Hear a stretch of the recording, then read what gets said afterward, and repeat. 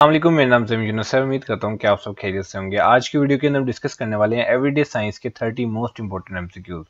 Everyday science जैसा कि आप जानते हैं वन पेपर एमसीक्यू का इंपॉर्टेंट पोर्शन है, जिस हर वन पेपर एमसीक्यू के पेपर के अंदर एवरीडे साइंस का जो है वो लाजमी पूछा जाता है। तो आज की वीडियो जो है वो बहुत ही ज़्यादा इंपॉर्टेंट है। तो आज की वीडियो स्टार्ट करते हैं हम क्वेश्चन नंबर 1 के साथ। क्वेश्चन नंबर 1 हमारे पास है, in which layer of atmosphere does commercial aircraft usually fly.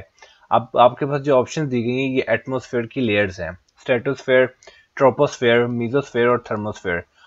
अब आपने इसमें से वो चीज चूज करनी है कि कौन सी लेयर है एटमॉस्फेयर की जिसके अंदर कमर्शियल एयरक्राफ्ट जो है वो यूजुअली फ्लाई करते हैं।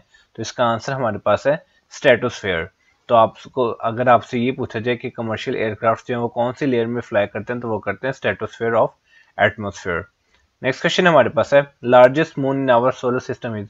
जो लार्जेस्ट मून है हमारे जो निज़ाम शमसी है, हमारा जो सोलर सिस्टम है, इसके अंदर जो सबसे बड़ा मून है उसका नाम क्या है।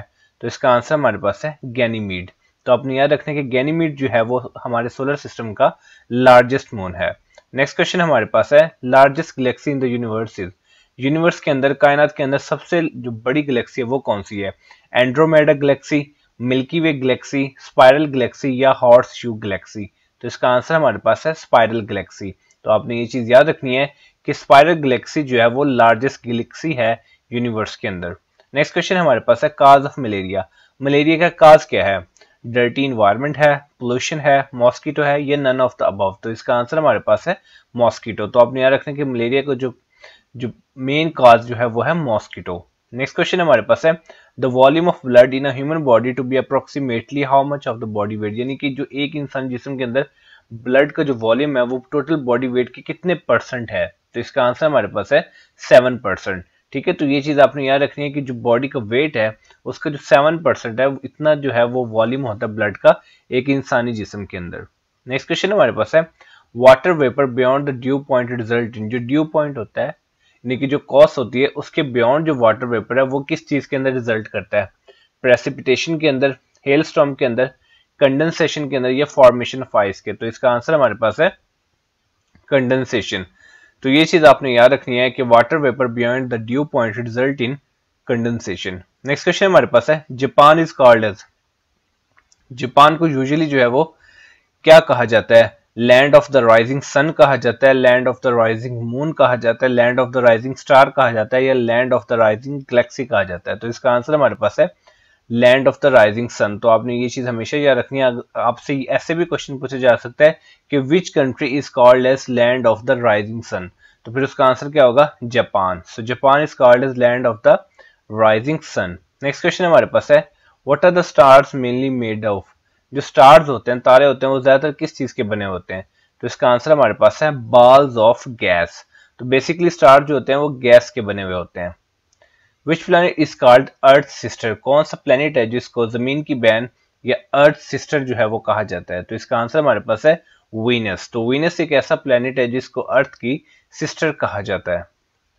Lack of which causes diabetes. किस चीज का लैक हो जाएगा, कमी हो जाएगी, तो डायबिटीज हो सकता है। तो इसका आंसर हमारे पास है इंसुलिन। तो अगर इंसुलिन की कमी है तो डायबिटीज जो है वो हो सकती है। बेसिकली डायबिटीज जो है वो हमारा एक जो पेंक्रियाज होता है, पेंक्रियाज के अंदर से दो चीजें प्रोड्यूस होती हैं, इंसुलिन एंड ग्लूकागॉन। तो इन दोनों को इस तरह से प्रोड्यूस होना है कि दोनों की जो क्वांटिटी है वो इक्वल रहे। लेकिन समटाइम ऐसा होता है कि ग्लूकागॉन की यानी कि ग्लूकोज की वजह से ग्लूकागॉन की जो क्वांटिटी है वो ज्यादा हो जाती है, जिसकी वजह से इंसुलिन कम हो जाती है, जिसकी वजह से डायबिटीज या शुगर हो सकता है। नेक्स्ट क्वेश्चन हमारे पास है, vitamin C deficiency leads to. Vitamin C की डेफिशिएंसी होगी तो क्या हो सकता है। स्कर्वी हो सकता है, कोल्ड हो सकता है, कैंसर हो सकता है, या रिकेट्स हो सकता है। तो इसका आंसर हमारे पास है स्कर्वी। तो आपने याद रखना है कि विटामिन सी की डेफिशिएंसी से रिकेट्स जो है नहीं हो सकता, बल्कि स्कर्वी होगा। ये चीज आपने याद रखनी है हमेशा। नेक्स्ट क्वेश्चन हमारे पास है, most abundant colour in earth is. दुनिया के अंदर, अर्थ के अंदर सबसे जो मोस्ट अबंडेंट कलर है, सबसे ज्यादा जो कलर है वो कौन सा है। तो इसका आंसर हमारे पास है ब्लू। तो आपने याद रखना है कि most abundant colour in earth is blue.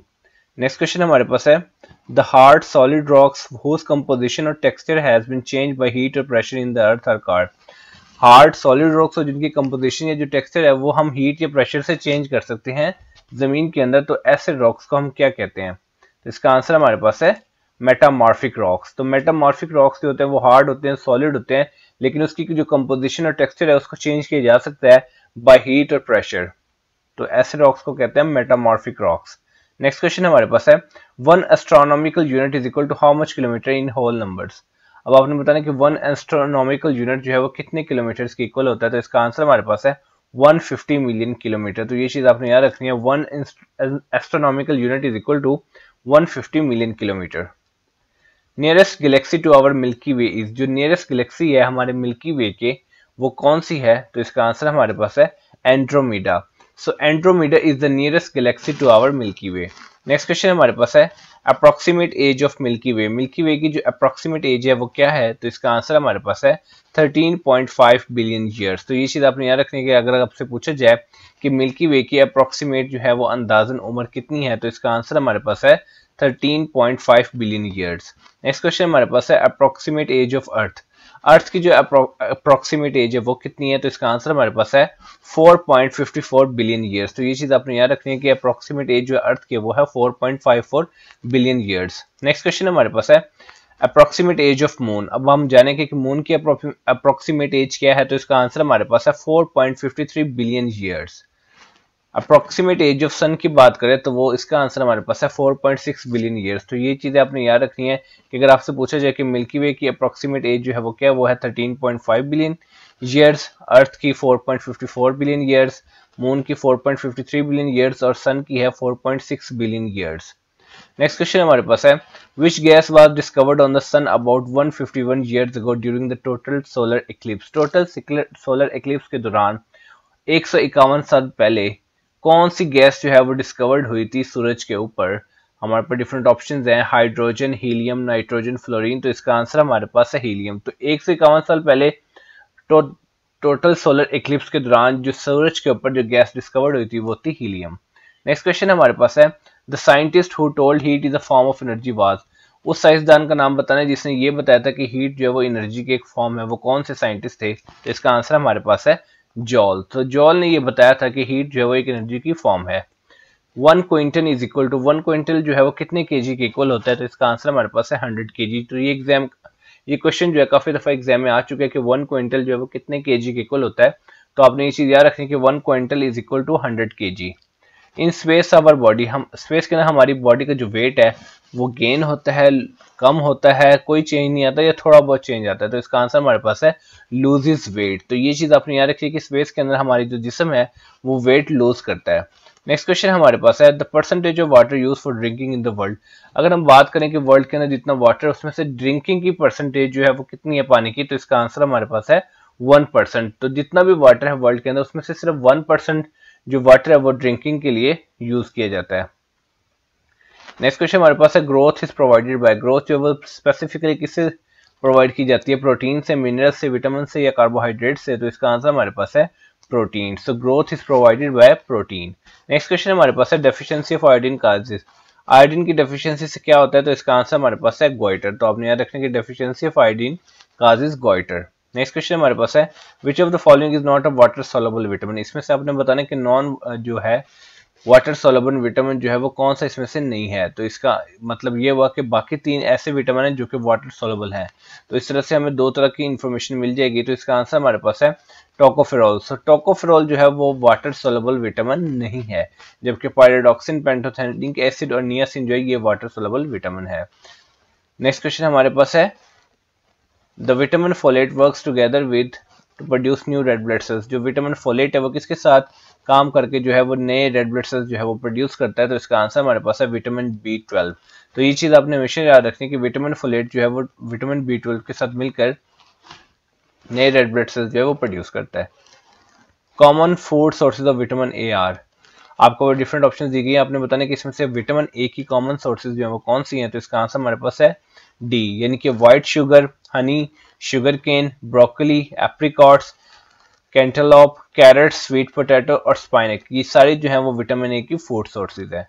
Next question हमारे पास है, सॉरी आपने ये चीज देखनी है कि white sugar, honey and sugar cane ये नहीं है, जबकि अगर आंसर अगर आप देखें तो डी में बोथ ए एंड सी है। तो आपने ये चीज जो है वो दोबारा से आप इसको रेक्टिफाई कर लें कि ए के अंदर हमारे पास आ रहा है milk, eggs, butter, cheese, cream and liver, और सी जो है broccoli, apricots, cantaloupe, carrot, sweet potato, spinach. जबकि व्हाइट शुगर, हनी और शुगर के ये विटामिन ए की फूड सोर्सेज नहीं है। नेक्स्ट क्वेश्चन हमारे पास है जो कि वीडियो का लास्ट क्वेश्चन है। Which of the following is the function of vitamin A in the body?